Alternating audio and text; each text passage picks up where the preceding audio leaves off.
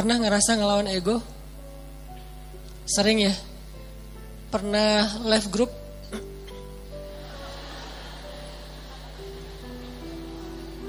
Kadang gak left group, cuman grupnya yang nge-left kita. Gimana grupnya nge-left kita? Tadinya grupnya rame, chat, broadcast, segala macam, tiba-tiba sepi. Kenapa sepi? Ternyata mereka bikin grup baru.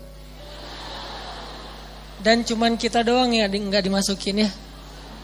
Ini namanya bukan left group, grup left kita. Saya pernah ngerasain kayak gitu. Kenapa ini sepi nih? Ternyata bikin yang baru. Adminnya mantan. Enggak, bercanda. Jadi mungkin kita pernah rame sama orang, pernah clash, pernah sakit hati, pernah baper. Apalagi kadang orangnya itu orang dekat kita, keluarga, pasangan, orang tua, mertua, adik kakak, sahabat, yang pasti rasanya gak nyaman. Kita tuh gak pengen lama-lama diam-diaman, pasti kayak gitu. Cuman kok gak ada kekuatan ya untuk bisa memulai bicara duluan, mungkin nyapa duluan, atau senyum duluan, atau say hi duluan, ngejapri duluan. Kok gak ada kekuatan kayak gitu? Yang terjadi justru kita kayak pasif nungguin dan berharap dia duluan yang nyapa kita. Diam-diam sebetulnya berharap, tapi gak pengen kita yang duluan. Nah ini namanya ego nih.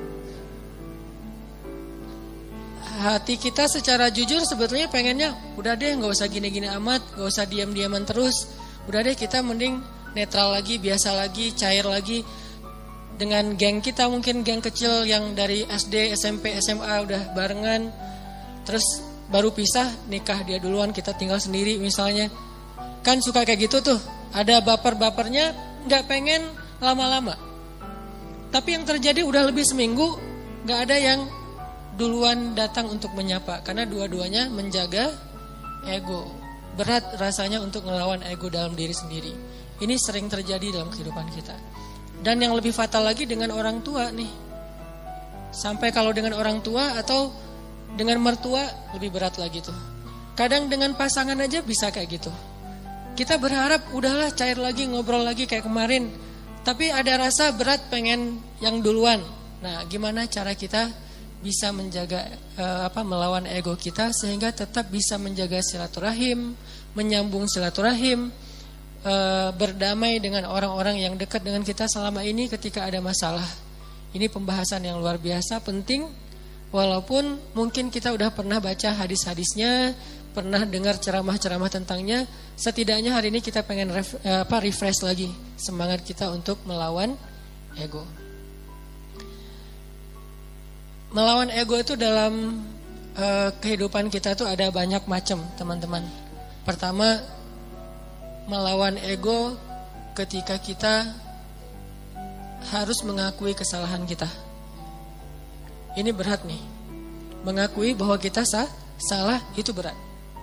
Dan yang membuat kita sulit mengakui kesalahan kita, walaupun secara jujur di dalam hati kita nyadar kalau kita tuh salah, tapi gak pengen ngaku, itu pasti ego. Nah, ada satu kisah yang luar biasa. Kisah ketika Nabi SAW selesai perang Khaybar. Perang Khaybar itu perang paling besar antara kaum muslimin dengan orang Yahudi di Madinah. Ini paling besar. Dan bisa dibilang perang terakhir Nabi SAW. Setelah itu udah kayak gak ada lagi perang-perang yang sulit. Ini perang Khaybar. Perang Khaybar, setelah selesai perang, ada beberapa tawanan perang. Salah satunya adalah calon istri Nabi, orang Yahudi. Siapa namanya? Sofia. Jadi salah satu tawanan perang Khaybar itu adalah Sofia. Suaminya terbunuh dalam perang Khaybar, saudaranya terbunuh dalam perang Khaybar, ayahnya terbunuh dalam perang Khaybar, pamannya terbunuh dalam perang Khaybar, keluarga besarnya banyak yang terbunuh dalam perang Khaybar. Dan cuman mungkin bisa dibilang dia sebatang kara yang selamat dalam perang Khaybar dan jadi tawanan kaum muslimin. Akhirnya Nabi datang ke tenda para tawanan perempuan, Nabi mencari tahu di mana Sofia karena dia anak kepala suku. Ditunjukkan oleh sahabat, masuklah Nabi dengan beberapa orang sahabat ke dalam tenda Sofia, dan Sofia waktu itu komen dalam postingan itu tuh. Kata Sofia, Muhammad adalah orang yang paling aku benci saat itu. Gimana enggak? Ayahnya dibunuh, pamannya dibunuh, saudaranya dibunuh, suaminya dibunuh. Keluarga besarnya banyak yang terbunuh dalam perang Khaybar. Sehingga kata Sofia, Muhammad adalah orang yang paling aku benci waktu itu. Jadi Nabi datang ke Sofia dalam kondisi Sofia itu lagi benci banget sama Nabi. Ngelihat wajah Nabi juga gak mau. Apalagi nge-follow. Ngelihat wajahnya aja gak mau. Kalau Nabi request mau follow, pasti di blok. Jadi benar-benar nih, Sofia lagi marah berat dan lagi baper berat sama Nabi, lagi benci banget sebenci-bencinya, dan lagi sedih sesedih-sedihnya. Gimana nggak sedih, kehilangan satu keluarga aja sedih, ini apalagi satu keluarga besar, termasuk orang yang paling penting dalam hidupnya, ayah dan suaminya. Apa yang dilakukan Nabi?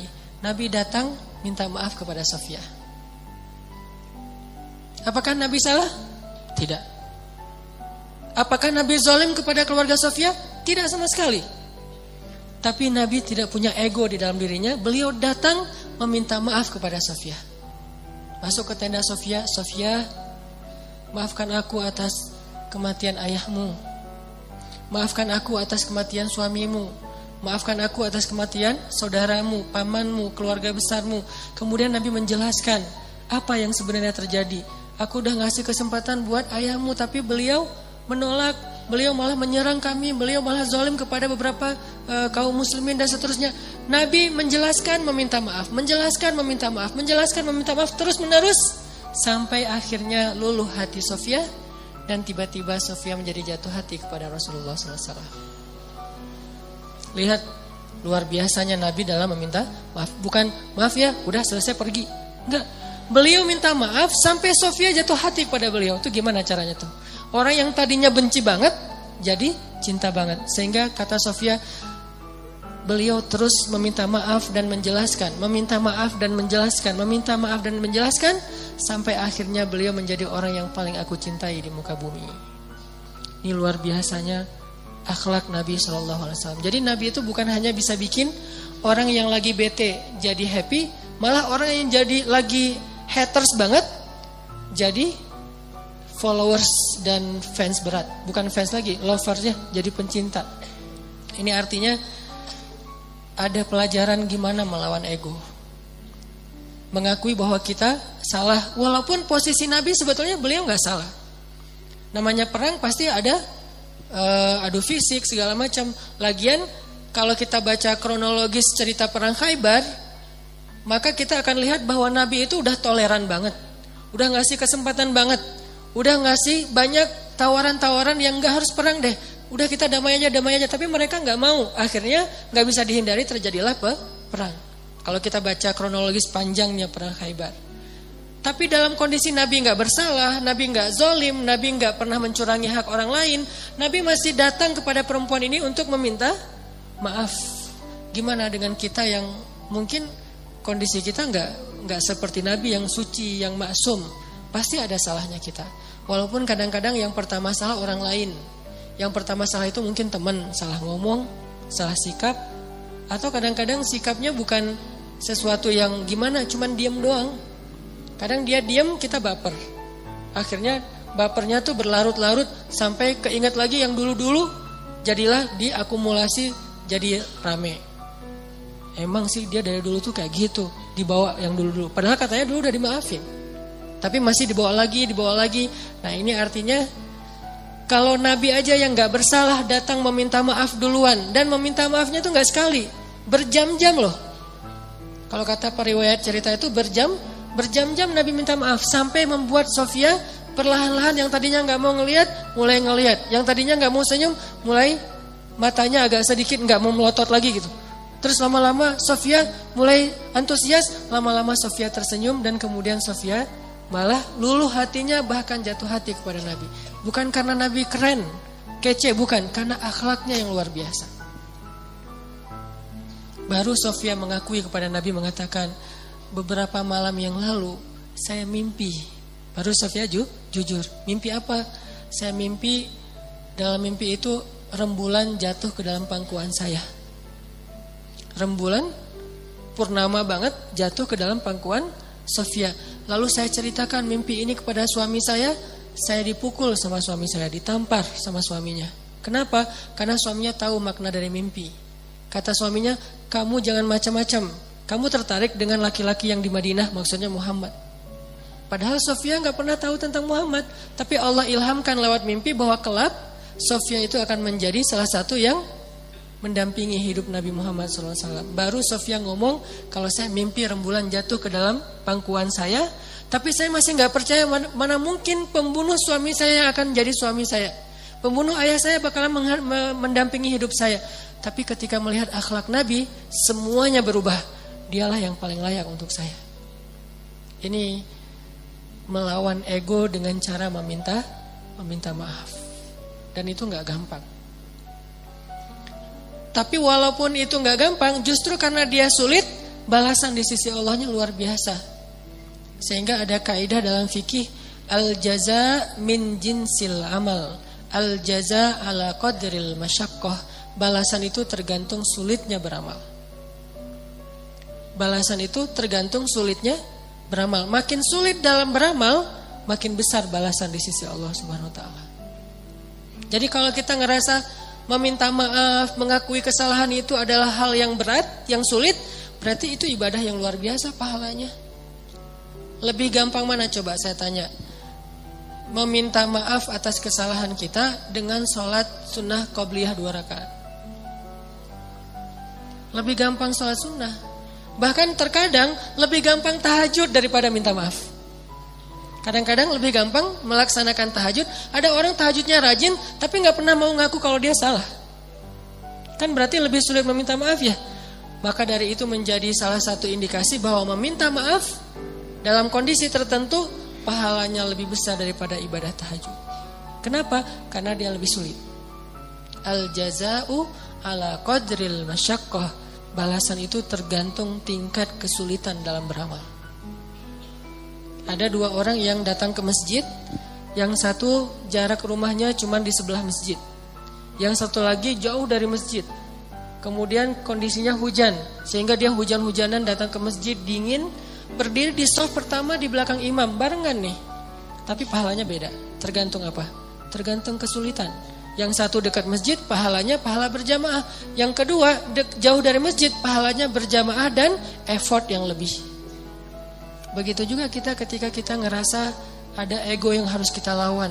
Makin berat ego yang harus kita lawan, makin besar pahala dari ibadah itu. Ini namanya meminta maaf. Gak gampang. Bahkan Nabi SAW kadang meminta maaf kepada pasangannya, kepada keluarga besarnya, kepada sahabatnya, kalau beliau pernah menyakiti mereka. Buktinya apa? Sebelum Nabi wafat, dalam kondisi sakit berat, Nabi itu lagi meriang, lagi gigil gitu. Tiba-tiba Nabi berdiri dalam keadaan yang gak gemetar gitu, gak kuat berdiri. Nabi berdiri di depan mimbar. Nabi mengatakan, wahai sahabat-sahabatku, wahai sahabat-sahabatku, kalau aku pernah menyakiti kalian sebelum ini, maka maafkanlah aku. Jika kalian ingin mengambil hak kalian untuk membalas, maka balaslah sekarang. Karena mungkin ini adalah pertemuan kita yang terakhir. Bayangin seorang nabi yang jasanya itu udah lebih daripada ibu ke anak kan. Jasa ibu ke anak masih kalah dengan jasa nabi kepada umatnya. Kalau ibu ke anak jasanya apa? Mengandung, melahirkan, menyusui, membesarkan. Kalau jasa nabi bukan cuma di dunia, tapi juga di akhirat. Nabi itu paling berjasa dalam hidup kita, bahkan lebih daripada orang tua kita. Orang tua kita nanti di akhirat ninggalin kita loh. Begitu bangkit dari kubur, semuanya jalan sendiri-sendiri. Bahkan kalau kita dikuburin satu kuburan dengan pasangan kita, cinta sejati nih, pengen satu kuburan berdua, nanti begitu bangkit tetap aja gak saling menolong, bahkan saling meninggalkan. Kenal gak? Kenal. Jadi pas kita bangkit dari kubur, baru dihidupkan kembali, kita ngeliat ke sebelah, ada dia di sebelah. Itu pasangan kita banget tuh. Bahkan bukan mantan, emang dia istri kita atau suami kita. Gak ada dendam gitu, masih ada rasa kasih sayang gitu. Bangkit dari kubur ngelihat pasangan kita, sama sekali kita gak mikirin untuk menolong dia. Pergi aja sendiri. Dia juga gitu, pergi sendiri. Yauma yafirrul mar'u min akhih wa ummihi wa abih wa sahibatihi wa bani likulli imri'in minhum yauma idzin sya'nun yughni.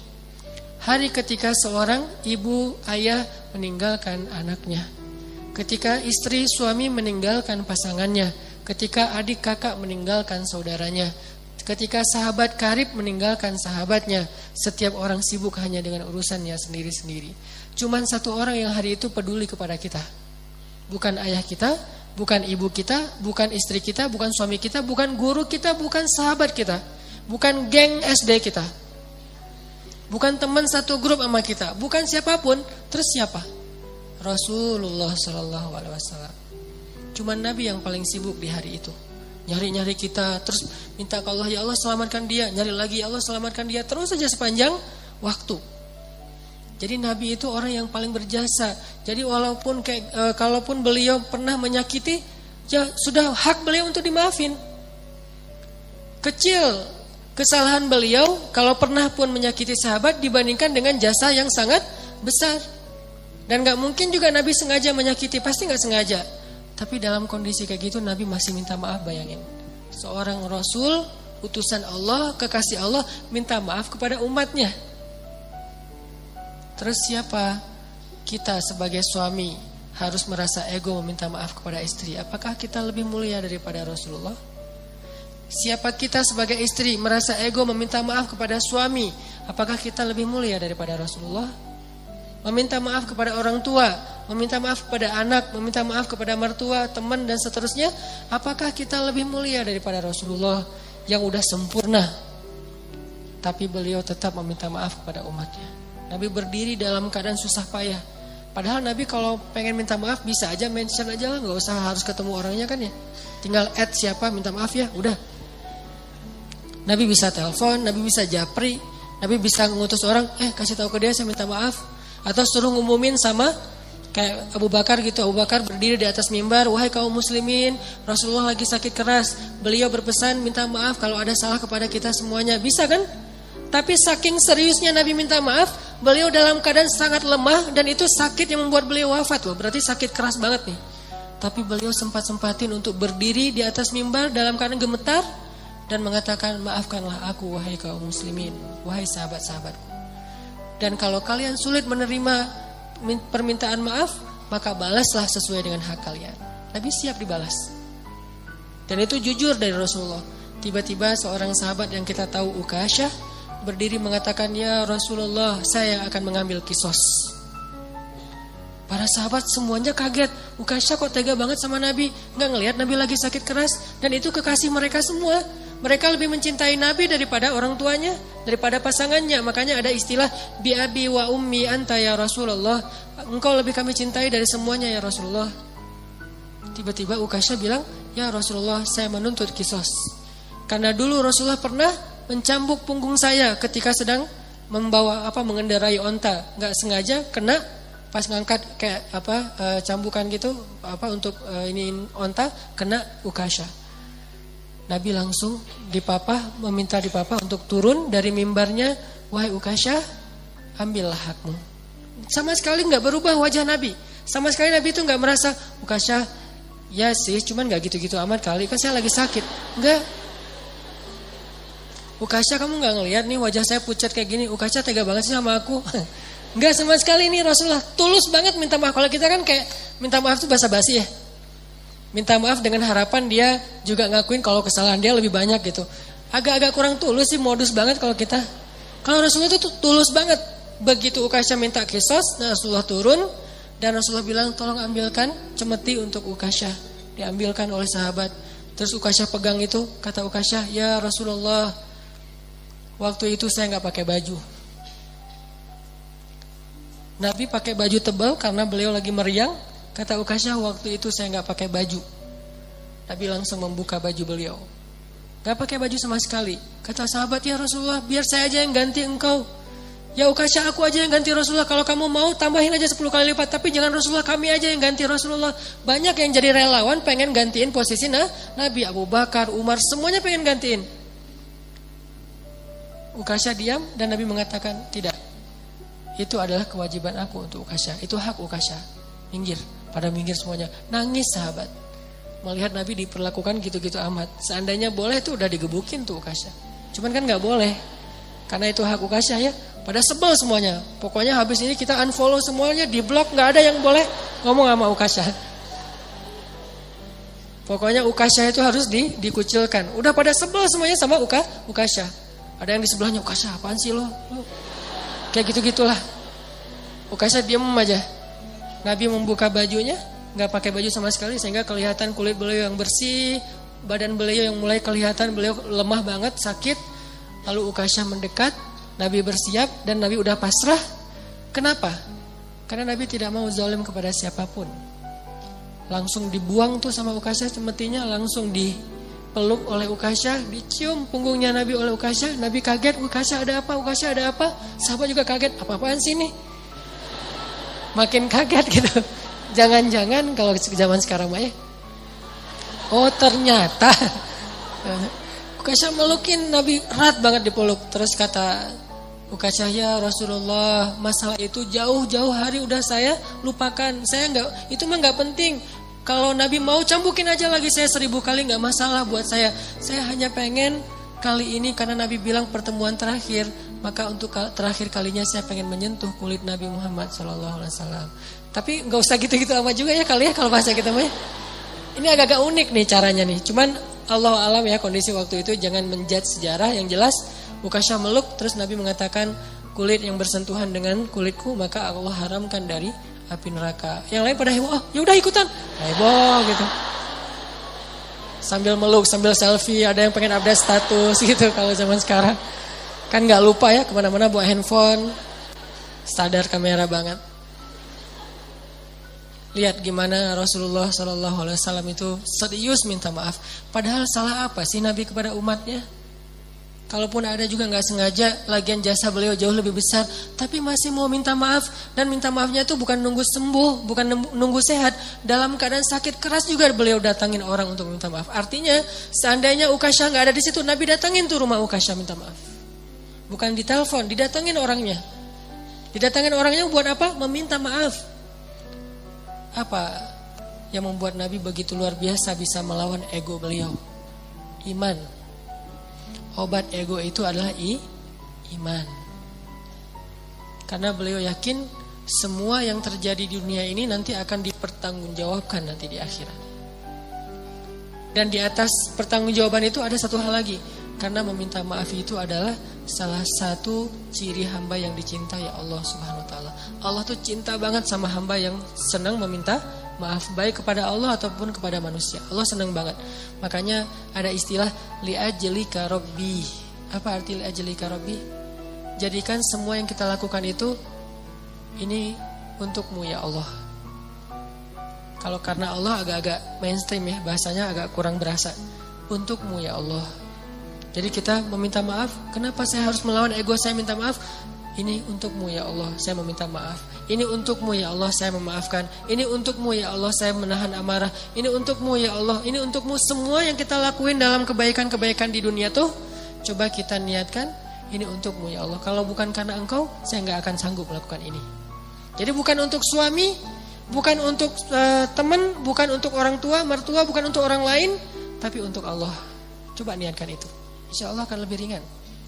Kadang-kadang yang buat kita ego dan ngerasa berat itu kan ngerasa bahwa ini untuk orang itu ya. Udah dia jahat ke saya terus saya maafin, enak banget. Kalau untuk dia kita ngerasa agak-agak kayak rugi gitu. Tapi kalau untuk Allah, ini untukmu ya Allah. Saya melakukan hal yang berat kayak gini. Niatkan untuk Allah bukan untuk orangnya. Maka insya Allah Allah akan melapangkan dada kita. Minta maaf.